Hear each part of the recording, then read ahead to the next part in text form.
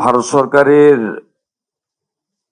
Shipping ডিপার্টমেন্টের মাননীয় মন্ত্রী সর্বানন্দ সোনোয়াল এবং ভারত সরকারের সংশ্লিষ্ট দপ্তরের রাজ্যমন্ত্রী শান্তনু ঠাকুর ওনারা আজকে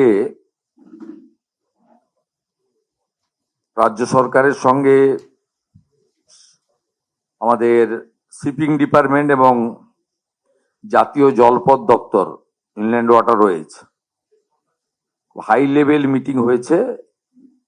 আধিকারিক লেভেলে শিপিং ডিপার্টমেন্টের সেক্রেটারি, কলকাতা পোর্ট ট্রাস্টের চেয়ারম্যান এবং আইডব্লিউআই এর সংশ্লিষ্ট দপ্তরের আধিকারিকরা ছিলেন। আর আমাদের পক্ষে মুখ্য সচিবের নেতৃত্বে আমাদের শিল্প দপ্তর, পরিবহন দপ্তর, ইরিগেশন দপ্তর, পিডব্লিউডি দপ্তর এবং কলকাতা কর্পোরেশন তারা এই মিটিংয়ে অংশগ্রহণ করেছিলেন।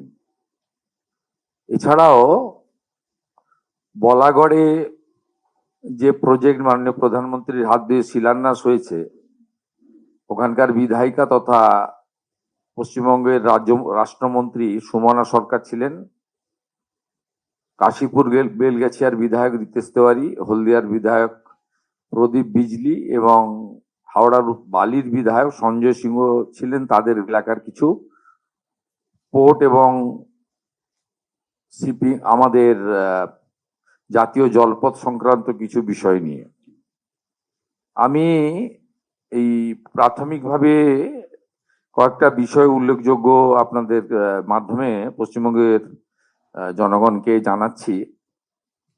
সেটা হচ্ছে, আমরা দায়িত্ব নেওয়ার পরে মূল্যায়ন করতে গিয়ে দেখেছি এই বিষয়ে গতকাল আদানি গ্রুপের এমডি করণ আদানির সঙ্গেও আমার আলোচনা হয়েছিল regarding Tajpur deep sea port. ওটা তো ইতিমধ্যে ওনারা এক্সিট করে গেছেন এবং আমরা দেখেছি ওটা ভাইবিলিটি ছিল না, কারণ গভর্নমেন্টের হাতে কোনো ল্যান্ড ছিল না।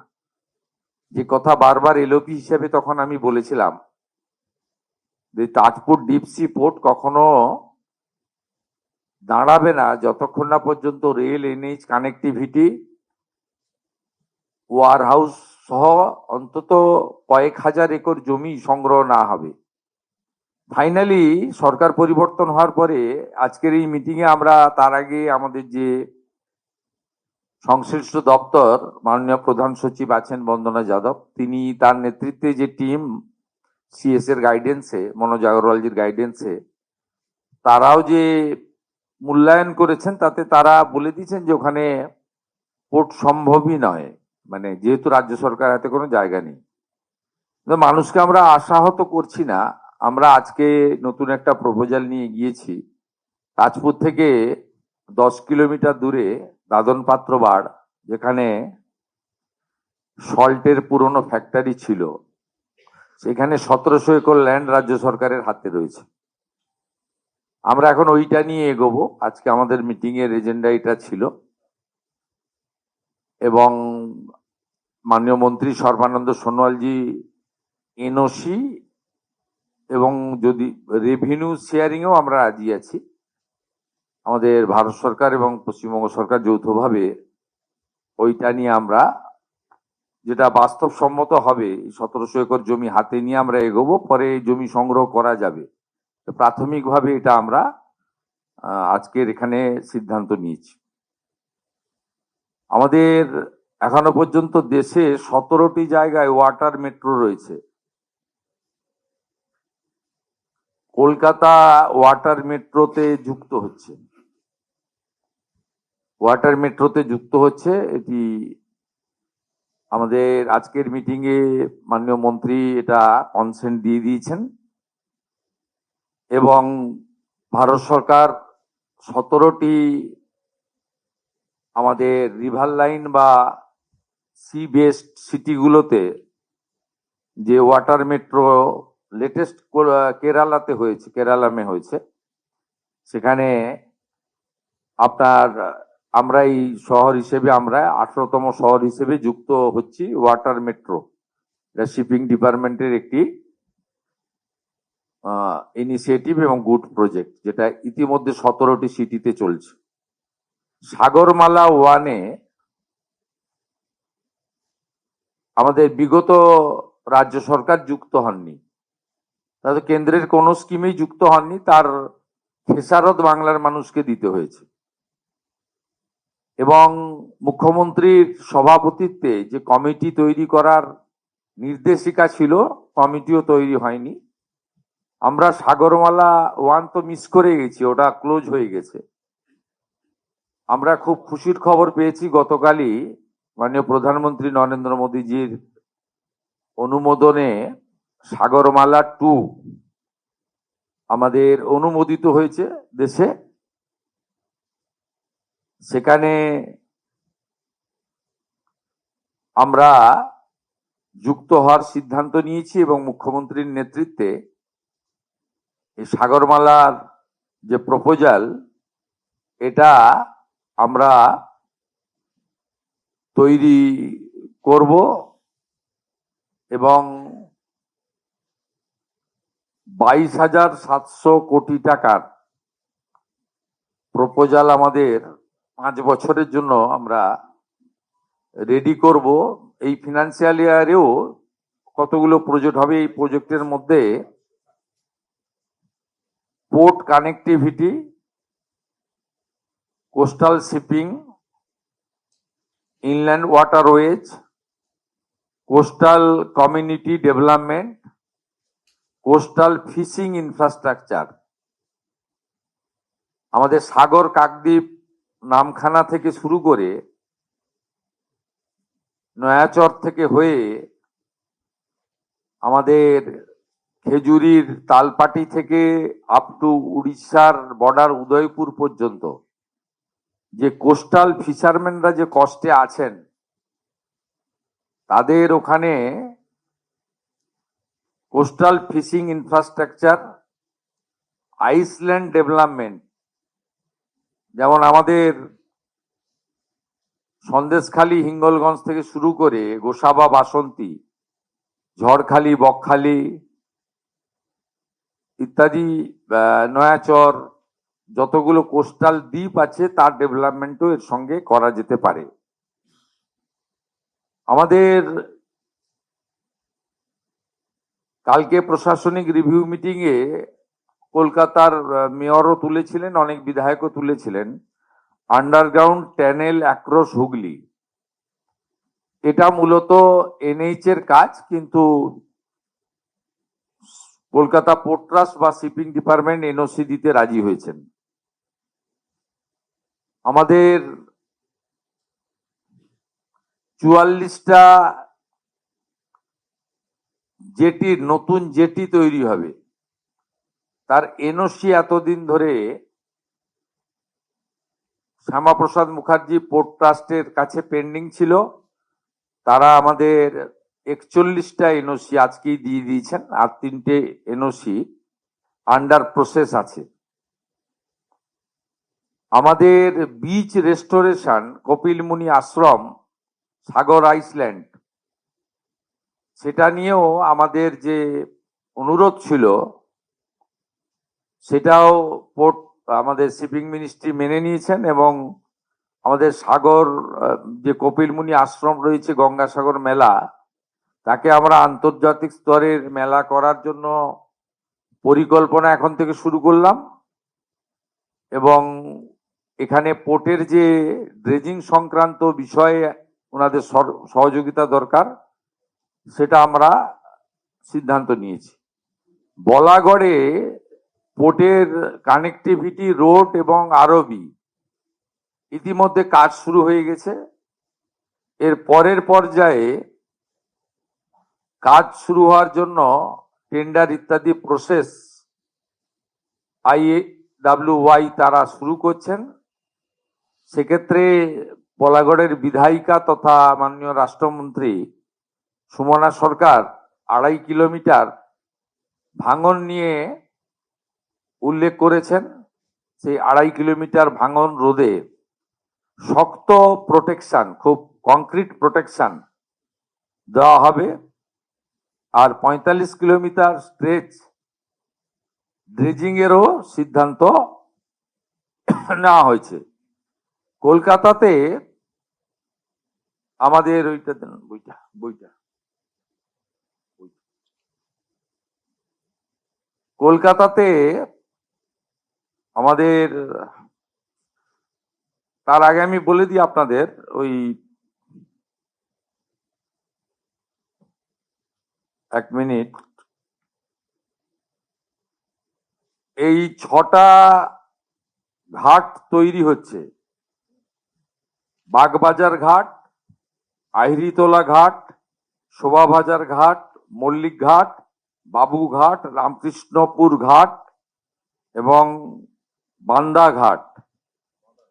এই ঘাটগুলির মধ্যে 2টি বিউটিফিকেশন কমপ্লিট হয়ে গেছে, বাকি মানে কমপ্লিট হওয়ার পথে, বাকি 4টাও টেক আপ করতে বলা হয়েছে এবং দুর্গাপুজো পর্যন্ত টার্গেট দেওয়া হয়েছে যাতে এগুলো বিউটিফিকেশন এবং রিনোভেশন এবং ঠাকুর শ্রী শ্রী রামকৃষ্ণ দেব, জগৎজননী মা শারদামণি, তাদের যে ওখানে সমস্ত অতীত স্মৃতি ইত্যাদি রয়েছে তাকে সম্মান মর্যাদা দিয়ে, অর্থাৎ বিকাশ আর বিরাসত, এই যে মাননীয় প্রধানমন্ত্রীর দুটো শব্দ রয়েছে তাকে মাথায় রেখেই আমরা ওখানে করার জন্য ব্যবস্থা নিয়েছি। আমাদের জাতীয় জলপথের 25টা জেটি তৈরি কমপ্লিট হওয়ার পথে এবং সেই জেটিগুলি 2 বছর ধরে ইনল্যান্ড ওয়াটারওয়েজ অথরিটি তারা মেনটেন করবেন, আর 2 বছর পরে রাজ্য সরকারের পরিবহন দপ্তর নেবে। আমাদের একটা প্রাথমিক আলোচনা হয়েছে, এরপরে আমরা ক্যাবিনেট বা ফর্মালিটি করব। ট্রান্সপোর্ট ডিপার্টমেন্টের সঙ্গে শিপিং ডিপার্টমেন্ট একসঙ্গে আছে, আমরা আলাদা শিপিং ডিপার্টমেন্ট অনেক রাজ্যেই আছে, সেটাও করার বিষয়ে আমাদের প্রাথমিকভাবে চিন্তা ভাবনা হয়েছে। মাননীয় মন্ত্রী সর্বানন্দ সোনোয়ালজি এবং শান্তনু ঠাকুরজিকে আমরা ধন্যবাদ জানাবো যে তারা অতি দ্রুততার সঙ্গে, এই সরকারের এখনো 1 বছর 1 মাস হয়নি, 9 তারিখে 1 মাস পূর্ণ হবে, তার মধ্যেই তারা বিশেষভাবে মাননীয় প্রধানমন্ত্রীর নির্দেশে আমাদের অনেকগুলি বিষয়ে তারা সমাধান করেছেন। কলকাতা পোর্ট এলাকাতে জমি জবরদখল এবং কিছু পুরনো বিপজ্জনক বাড়িতে জনবসতি নিয়েও আমাদের আলোচনা হয়েছে। আমরা বলেছি যে আমাদের প্রধানমন্ত্রী হাউসিং আরবান, তাতে কলকাতা মিউনিসিপ্যাল কর্পোরেশন এবং কেএমডি কে দায়িত্ব দেওয়া হয়েছে, পোর্ট যদি আমাদেরকে জমি প্রোভাইড করে তাহলে আমরা বছরের পর বছর ধরে যে সমস্ত বসতি রয়েছেন, সাধারণ লো ইনকাম গ্রুপ বা গরিব মানুষরা, আর্থিকভাবে উইকার সেকশন, তাদেরকে আমরা দিল্লিতে যেমন এনডিএমসি অনেক বাড়ি ফ্ল্যাট বানিয়ে ছোট ছোট দিয়েছেন, এটাও আমাদের আজকের আলোচনার মধ্যে ছিল। আর একটি অ্যাডমিনিস্ট্রেটিভ মেজার আমার দিক থেকে ঘোষণা হয়েছে, কলকাতা পোর্টে যে সমস্ত অবৈধ কাজ, লিকেজ, এক শ্রেণীর সিন্ডিকেট, তোলাবাজ কর্পোরেশনের কাউন্সিলরদের নেতৃত্বে বিগত রুলিং পার্টির সাহায্যে হয়েছে। মাঝে মাঝে টিভিতে মিডিয়াতে খবর আসে যে জাহাজ থেকে মাদকদ্রব্য এবং অবৈধ জিনিসপত্র উদ্ধার হলো ইত্যাদি ইত্যাদি। এটা হতো কারণ কলকাতা পুলিশ আর সিআইএসএফ বা পোর্ট অথরিটি, এদের অবস্থানটা দক্ষিণ মেরু উত্তর মেরুর মতো ছিল। যেহেতু এখন আমাদের ডবল ইঞ্জিন সরকার, আমরা সিদ্ধান্ত নিয়েছি প্রতি মাসে Kolkata municipal corporation, Shyamaprasad Mukherjee port trust, customs, CISF এবং কলকাতা পুলিশ, সঙ্গে ইন্টেলিজেন্স ভারত সরকারের এবং পশ্চিমবঙ্গ সরকারের, তারা যৌথভাবে মিটিং করবেন এবং অবৈধ কাজকর্ম আটকানোর জন্য বা রেভিনিউ লিকেজ সহ অন্যান্য বিষয়গুলোতে তারা দেখবেন। খুব ফ্রুটফুল ডিসকাশন হয়েছে এবং আমরা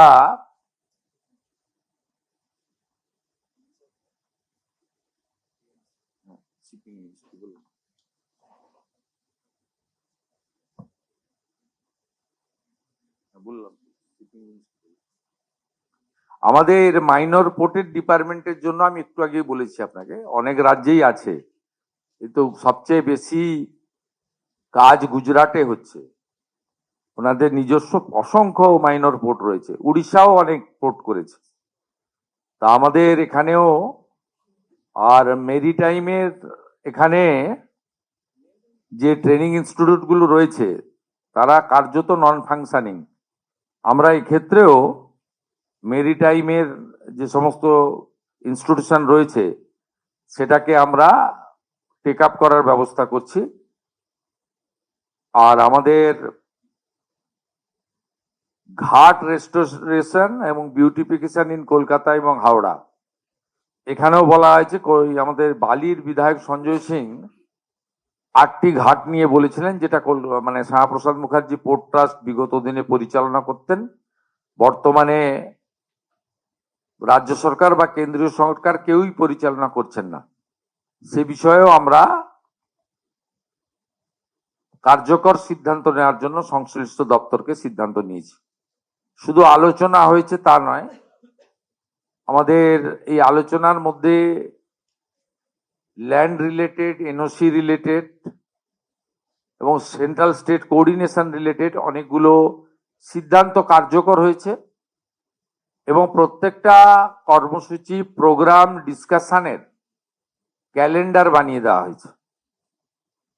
সেই ক্যালেন্ডার অনুযায়ী কাজ করার জন্য সবাই দায়বদ্ধ থাকবেন এবং রাজ্য সরকারের পক্ষ থেকে শুধু পোর্ট মিনিস্ট্রি তৈরি করা নয়, আমরা একজন কম্পিটেন্ট আধিকারিককে, যেহেতু 3টি-4টি দপ্তরের ভিন্ন ভিন্ন কাজ রয়েছে, সমগ্র বিষয়টা মনিটরিং এবং ইমপ্লিমেন্টেশন এটা করার জন্য একজন প্রজেক্ট ডাইরেক্টরকেও আমরা করার জন্য সিএস কে আমি তাকে অ্যাডভাইস করেছি, যাতে অ্যাজ আর্লি অ্যাজ পসিবল, যাতে একটা কিছু কাজ পিডাব্লিউডির রয়েছে, কিছু কাজ ট্রান্সপোর্টের রয়েছে, কিছু কাজ ইরিগেশন ওয়াটারওয়েজের রয়েছে, কিছু কাজ ইন্ডাস্ট্রির রয়েছে।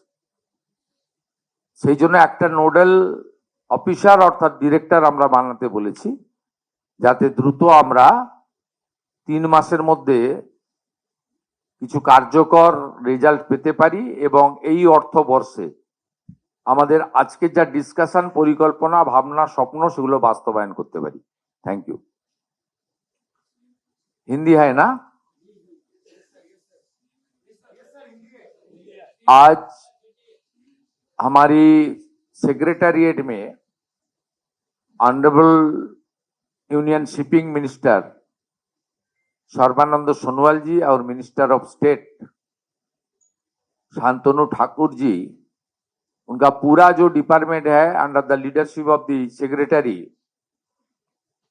भारत सरकार शिपिंग डिपार्टमेंट, और IWI का जो हमारी इंचार्ज है भारत देश का डायरेक्टर है, सब, और कलकत्ता पोर्ट ट्रस्ट का चेयरमैन, सब मिलके एक बड़ा मीटिंग हुआ है। मैं स्टेट गवर्नमेंट की ओर से इस मीटिंग में चेयर किया है और मेरा पश्चिम बंगाल की चीफ सेक्रेटरी मनोज अग्रवाल जी और उनका सब आधिकारिक लोग, माने आपका जो रिलेटेड डिपार्टमेंट्स है उनका प्रिंसिपल सेक्रेटरी, एडवाइजर, सब लोग ने पार्टिसिपेट किया। इसमें हम लोग पिछले सरकार जिस तरीके से भारत सरकार का इतना अच्छा प्रोजेक्ट जिनका बेनिफिट दूसरा प्रदेश ने लिया है, हमारी प्रदेश ने पश्चिम बंगाल को वंचित हुआ है due to political ill motive और non cooperation with the central government, ये बहुत क्षति हो गया है। वो सब पास्ट इज पास्ट, नाउ हम लोग को गो हेड करना पड़ेगा। हम लोग आभारी हूं देश के प्रधानमंत्री के ऊपर, उन्होंने सागरमाला 2 प्रोजेक्ट का इजाजत दे दिया इसलिए हम लोग बहुत आभारी हूँ। सागरमाला 1 का जो बेनिफिट दूसरा प्रदेश को मिला है, पश्चिम बंगाल की पिछले सरकार उसका बेनिफिट हमारी प्रदेश की जनता को नहीं दिया है। ये सागरमाला प्रोजेक्ट 2 में हम लोग घुस रहा हूं।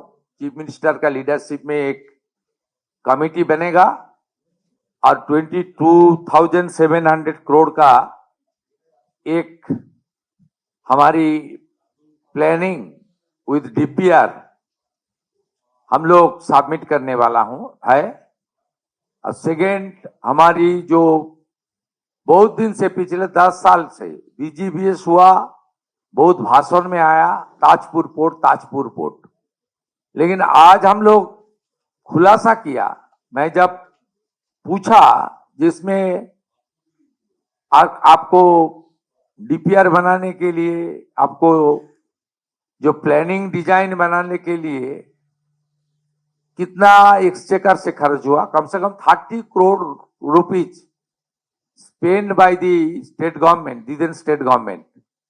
Entire rupees completely bad investment by the government. आज ये आया, वहां एक डिसमिल भी, एक काठा भी जमीन नहीं है सरकार का पास। इसलिए ऑलरेडी अदानी ग्रुप एग्जिट कर गया, इसलिए एग्जिट किया। रेल और एनएच कनेक्टिविटी नहीं रहेगा तो पोर्ट कैसे बनेगा? वेयर हाउस नहीं रहेगा तो पोर्ट से जो सामान आएगा ग्राउंड में, हमारी स्थल भूमि में, वो कैसे उनको स्टोरेज करेगा? इसलिए उस प्रोजेक्ट का तो वायबिलिटी नहीं था। इसलिए हम लोग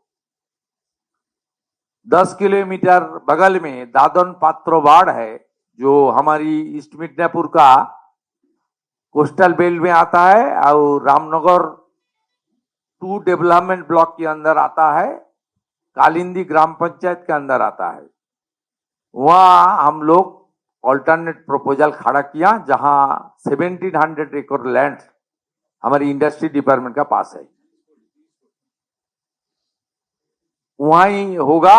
उसके लिए डिस्कशन भी हो गया, एनओसी देगा भारत सरकार की पोर्ट अथॉरिटी, और बाकी काम भी आगे बढ़ेगा। सागरमाला 2 दादन पात्रोपाड़ में नया पोर्ट, और हमारी